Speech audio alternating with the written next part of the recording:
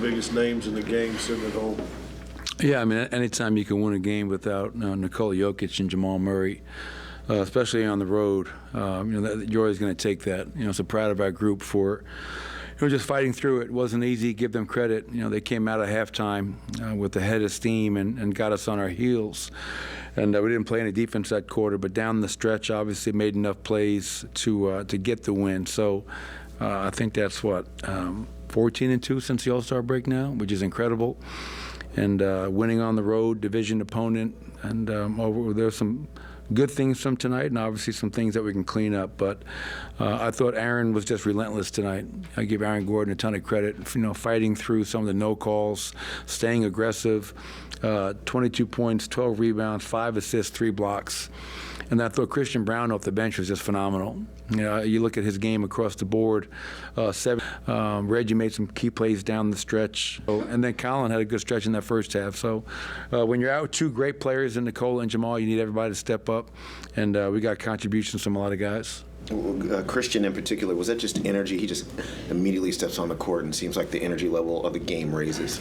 Yeah, I think, energy is one thing. Obviously playing hard, bringing great energy and effort to the game, but also like he produced. I mean, his rebounding.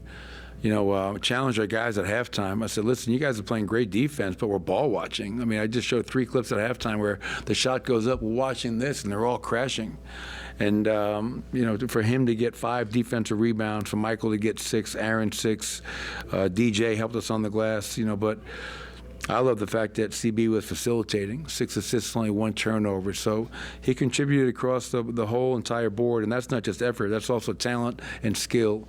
And I thought CB was just incredible tonight. One more on CB. It seemed like he was in kind of a mid-season slump. What do you think has kind of turned things around for him?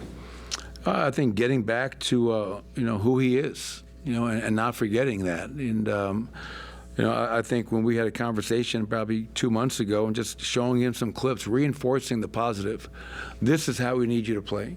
It's not always about percentages and numbers and stats. It's about being physical, being disciplined, being aggressive, and playing your game. I mean, he's been a winner every level he's been, as you know, Chris, and I think for him, just forgetting about some stuff, staying confident, staying aggressive.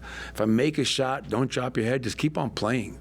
And, he just plays in attack mode all the time. And he's one guy off our bench I never have to worry about if he's going to play hard.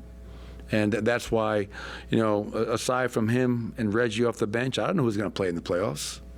I really don't. I mean, but, CB played in the playoffs last year. He has final experience under his belt. And you look at his numbers, post-All-Star break, he's been shooting the ball lights out, but he's been contributing across the board, and that's been great to see. Is 61 games in play this year? 61. I don't know. What's our record? 15-21. So we're going to go 11.